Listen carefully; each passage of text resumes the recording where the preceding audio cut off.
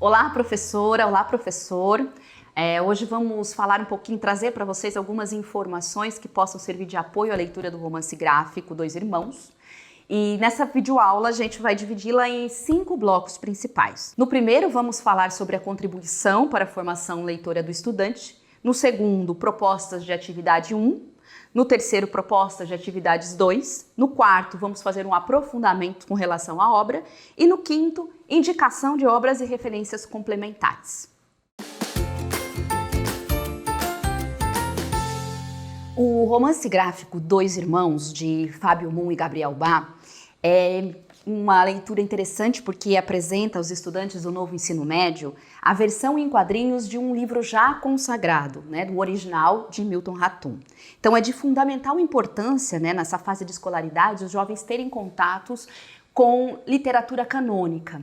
E essa é uma forma interessante porque, apesar de serem quadrinhos, isso não torna essa obra mais fácil, mais facilitada. Ao contrário, eles vão ter que mobilizar competências leitoras que foram conquistadas ao longo do tempo. Competências essas, assim, específicas, que unem palavra e imagem. Além disso, a obra ainda possibilita um diálogo com os temas transversais contemporâneos da BNCC, principalmente no que se refere às questões familiares, porque o livro traz uma família que é disfuncional. Essa disfuncionalidade, ela pode parecer exceção, mas se olharmos de perto, vamos ver que as questões que aparecem no livro, todos esses conflitos, eles são comuns à maioria das famílias, mas estando aqui é um modo de olhar para eles e poder discuti-los, pelo menos discuti-los em grupo. Outro elemento bastante motivador para essa leitura é que eles vão poder se aprofundar nesse gênero, porque eles já gostam, os jovens vêm com esse prazer por ler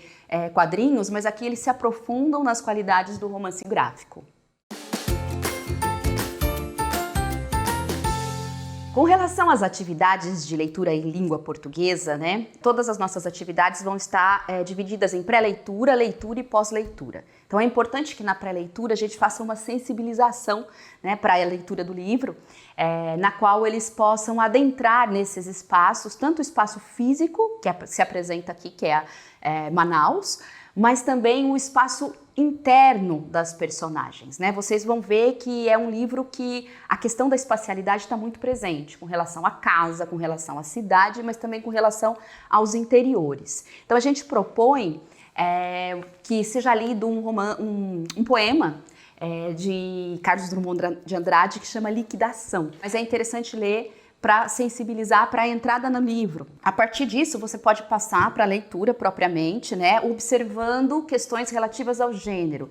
Olhar para a capa, por que só a capa ela é colorida, por que é preto e branco, a narrativa é escrita em preto e branco, por que o rosto das personagens se deforma. Então, tudo isso também é um trabalho para ser feito durante a leitura. Principalmente dando foco às páginas iniciais, porque numa narrativa gráfica elas são muito importantes porque são elas que prendem a leitura. Então fazer essa leitura minuciosa com eles vai ser fundamental no momento de acompanhamento da leitura compartilhada. Bom, depois de dar ênfase então aos aspectos estéticos da obra na leitura, a gente parte para a pós-leitura. Nela, estamos sugerindo uma criação de uma oficina de escrita criativa, na qual os estudantes irão fazer um processo bastante parecido com o que os autores Fábio Moon e Gabriel Bá fizeram com o livro original, porém de forma inversa.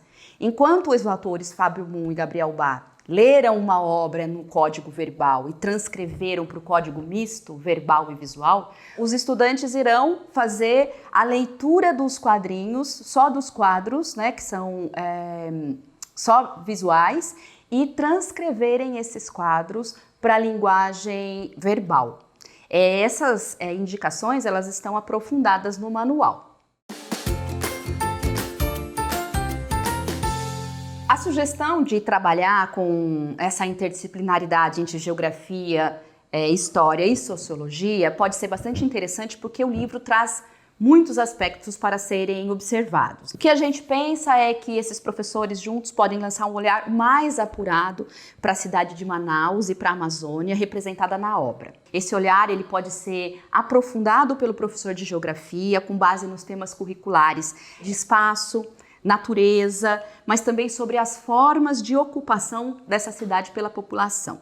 E isso pode ser enriquecido nas aulas de história e de sociologia, porque pode se aprofundar questões sobre o processo migratório, a ascensão e a degradação da cidade, assim como explorar algumas referências à ditadura que atravessam a narrativa. Já durante a leitura, né, os professores eles podem fazer uma releitura do livro, se já foi feito em língua portuguesa, e olhando para alguns aspectos importantes, como o não pertencimento e a tentativa dessas personagens em habitar uma casa e criar, fincar, né, raízes impossíveis, né, nesses lugares onde eles se encontram. É importante também destacar a capital amazonense, os apagões, porque vai aparecendo aqui também no livro, né, essa questão do claro e do escuro, né, a casa sendo deteriorada. Então, essas marcas, elas podem estar conversando com esses componentes curriculares que foram apresentados na pré-leitura. Já no pós-leitura, os professores podem se separar e cada um trazer um tema, né, da sua área, do seu componente curricular, para que o aluno se aprofunde numa pesquisa. E aí, lá no manual, nós colocamos também alguns quadrinhos que consideramos exemplares dessas temáticas.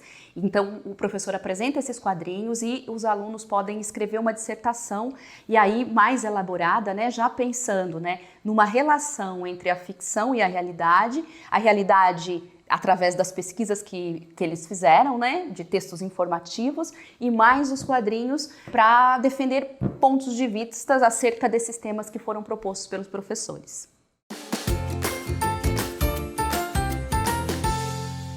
Agora que a gente está entrando no bloco de aprofundamento, né, é importante destacar que é um livro que contribui, né, para a fruição e para a formação leitora, tanto de jovens quanto de adultos, porque essa experiência estética, ela exige, né, um leitor sofisticado, que consiga se movimentar nesses dois códigos diferentes, né, porque a significação não está só no verbal e nem só no visual, mas na interação entre eles. Então, é importante continuar aprofundando essa questão com os estudantes, né? Além de um aspecto que poderia passar despercebido, que é a história dentro da história, né? Então, fazer um acompanhamento dessa personagem, essa personagem narradora, né, que é o Nael, é fundamental para você abrir essa narrativa, né? Porque quando a gente entra, você tem ali anunciado que é a história de dois irmãos. Então, essa é a narrativa que ela está na frente, ela aparece. Mas conforme a gente vai se esgueirando pela narrativa, a gente vai percebendo que, na verdade, ela é também a história do narrador, que não tem um lugar. Ele tenta, na verdade, construir o seu lugar de fala dentro da obra, né? Porque ele tem uma voz ausente. Né? Tudo é a história do outro que ele conta, mas é a sua tentativa de descobrir a sua própria história através da história do outro. E um aspecto muito importante desse narrador, né, que a gente representa essa ausência de voz, é tão paradoxal porque ele representa a ausência de voz, mas é ele que fala a todo momento no livro, ele que nos apresenta essa família. Ele faz parte de uma linhagem de personagens excluídos, né, e marginalizados socialmente. Ele é filho de uma indígena, catequizada e socializada para servir de modo até abusivo os seus patrões. E essa é uma relação muito importante para fazer com os estudantes, né? Porque, na verdade, eles estão vivendo momentos especiais na vida deles, né? Que é o momento de se fortalecer, de buscar pertencimento, autonomia para as próprias vidas e identificações, né? Então, esse livro, né, falando sobre essas questões, os ajudam a enfrentar esses grandes paradoxos da vida, né? Para finalizar, né, vocês podem encontrar no manual outras indicações, mas também aqui no vídeo, outros materiais que podem ser úteis para abrir esse leque de discussão com o livro, né? Lá temos vídeos, temos outros livros, alguns artigos interessantes e, por fim, a gente pode desejar boas aulas para vocês.